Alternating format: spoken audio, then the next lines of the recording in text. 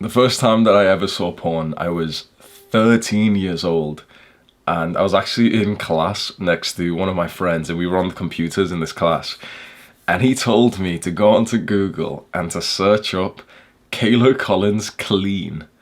Kayla Collins is like some, some girl who takes like nudie pictures. And this was back 12 years ago. And I searched it up, and it was just like this woman posing provocatively. She's in like some cafe. She's got like cream all over her titties and everything. And I'm literally 13 years old, like, whoa, and my heart beats fast and everything. I'm in class right now, so I close it off. And he's just kind of like, smirking to himself. And then I get the idea, what if I write her name, but instead of writing clean at the end of it, I write dirty? And so I go home, I do that exact same thing. I go onto Google and I type in her name, but I type in dirty. And it's essentially the same kind of pictures, but this time they're like fully nude. And so that was like the first experience that I ever had seeing this. I'm 13 years old, which is still a little bit late for some guys. And it was a picture. It was quite tame. And naturally I did what every young guy would do at that age. I did that thing that those guys in class, in sports class, were saying that you could do with your penis, and that was really fun. And I probably had like the strongest orgasm of my entire, like a fucking like. So I started jacking off right every single day after this, and at first it was very like tame porn. So I used to have a PSP, and I used to go onto Google on there, and I'd search for some like interesting stuff. I'd search for like girls in sexy Santa costumes, and I'd just be jacking off to that.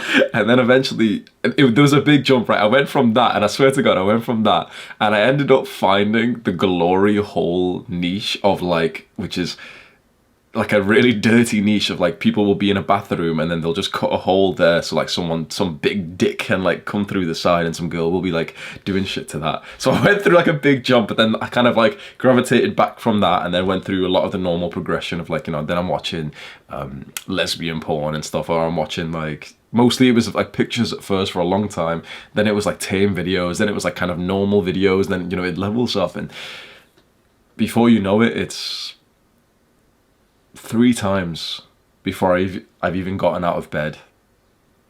I'm a young man, I'm 17 now, I'm 18.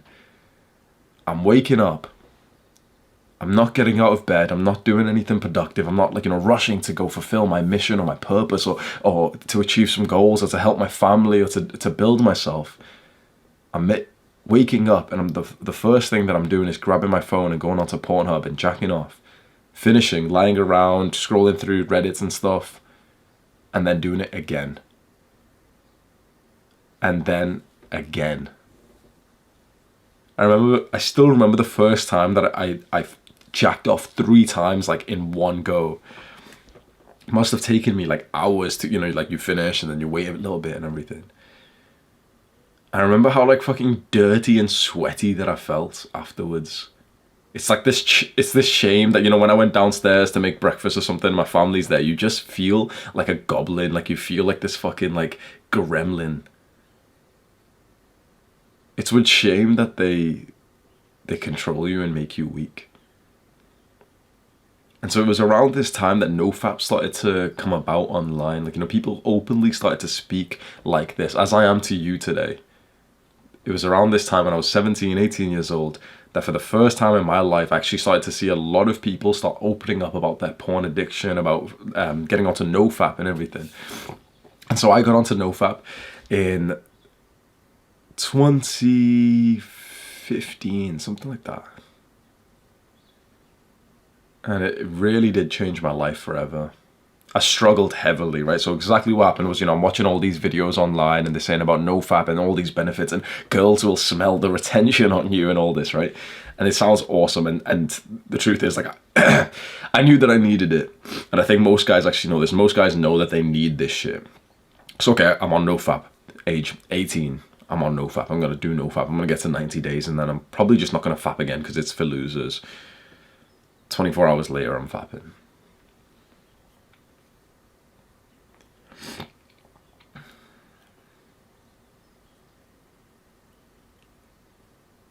And again, I'm going to make some progress. I'm going to make progress. I'm going to make progress. The next day I'm fapping.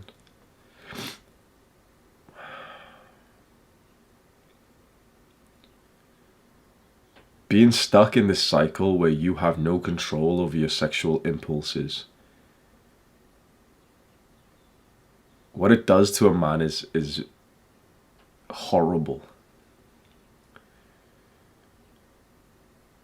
It felt like this. It felt like a full-time job being on NoFap and constantly just snapping back to relapsing, back to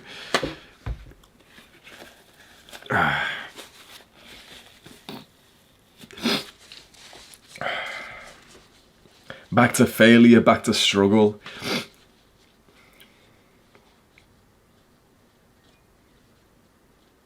"24 hours later, relapse. Get up to 3 days this time, so fucking horny. Relapse, relapse, relapse, relapse, relapse. Constantly getting to 3 days, then messing up again. 3 days, then messing up again. 3 days, then messing up again.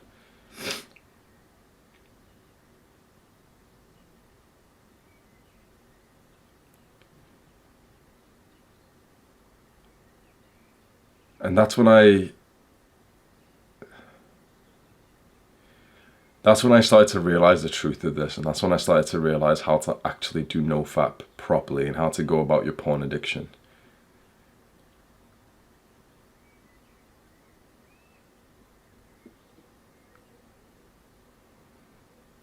It was a change in identity. I stopped seeing myself as the guy who's trying to quit porn. I stopped seeing myself as the guy on NoFap.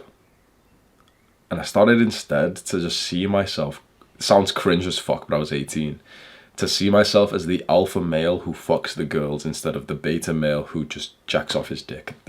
It sounds cringe. I was 18 years old when I said this, so obviously it's fine.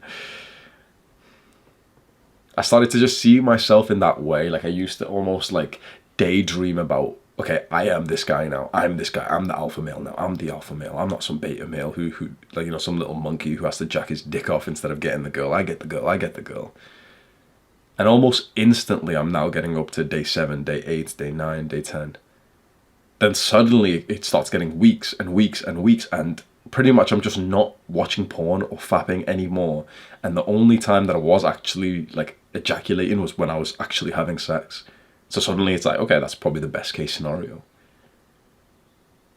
That's how I personally fixed my NoFap and porn addiction, which I think haunts so many men. And so today I wanna synthesize 10 books that are on porn addiction and take, you know, a lesson from each book and then give you some of my input on it.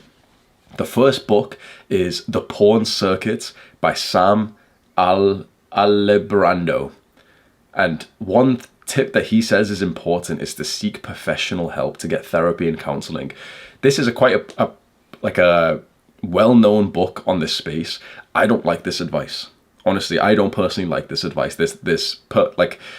Seek professional help, go see a doctor. Like these are the things that sound really smart, and you're almost crazy to criticize this advice. And you know, normies and like fucking Jeffries and the weak people of the world who can never question anything. But if you ever, like the way I'm talking right now scares a lot of people when I'm saying like, yeah, seeking professional help isn't as positive as you think it is. Because as someone who's been through therapy, it's not as effective as you think it is. Go and actually look at the therapy statistics. It's not as effective as you think it is. 2, it's expensive as fuck. And 3, for a lot of people, it makes their condition worse because every day, like a dickhead, you're there saying like, oh yeah, and this is my problem. I'm a fapper.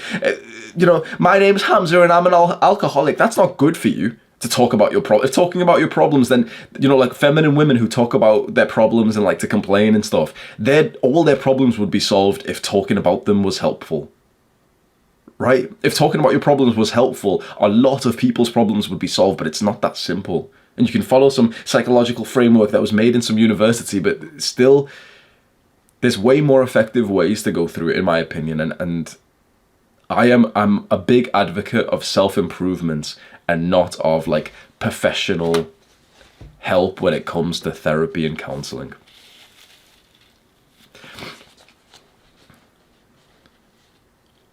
I know this is going to seem a bit backwards and a lot of people won't understand this, but chances are if you're watching my video, you will.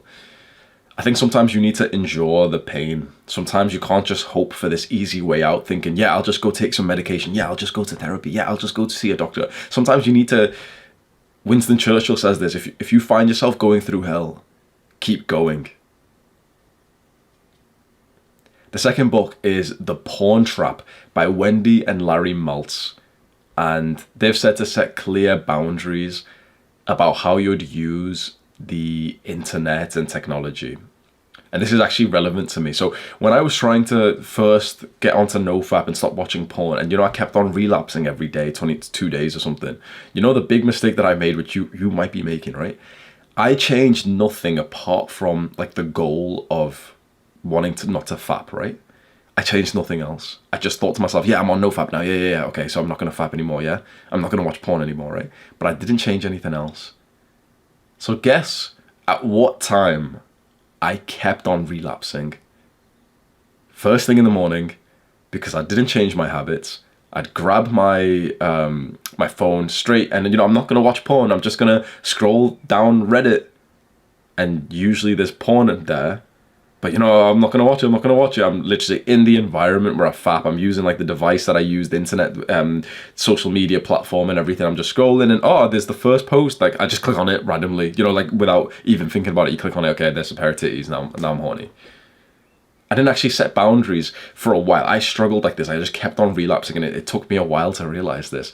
That you need to actually think of some kind of restrictions you can place on yourself, or like just restriction sounds too negative, but like more of a boundary that you can place on your habits so that you don't actually end up in the exact scenario where you keep fapping. So for me, it was when I was lying down all underneath my covers, nice and warm and in comfort, scrolling on Reddit, which would eventually lead to like porn. That's like, come on, that's a recipe for disaster.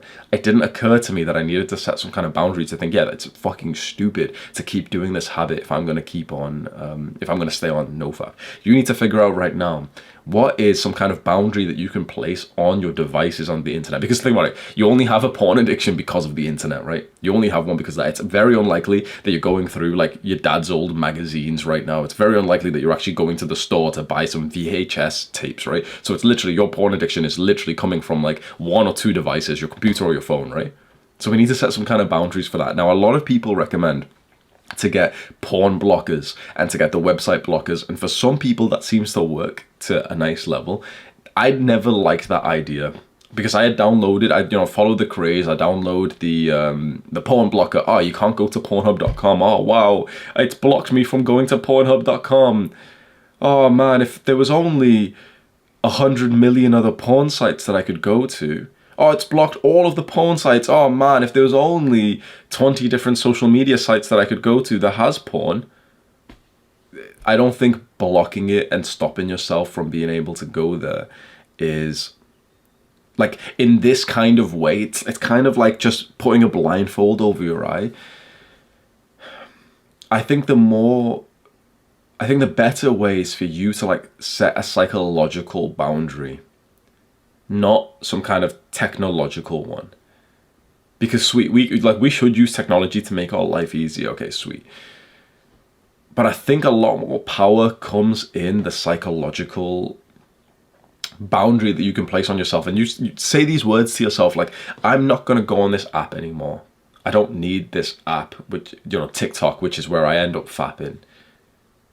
I'm not going to put myself physically in that environment where I usually do fap. So I'm not going to just go sit in the toilet, just scrolling, pretending to have a shit, just scrolling and scrolling, because that's when I usually fap. Or I'm not just going to go lie down in the middle of the day like some depressed little fucking goblin anymore, because I'm not like that. I'm just going to have a boundary. I'm not going to do that anymore.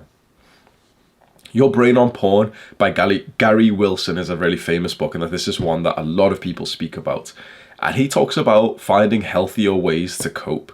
So there's a chapter in this where he pretty much just says, like, get onto self-improvement instead of watching porn and fapping. Find healthier ways to cope.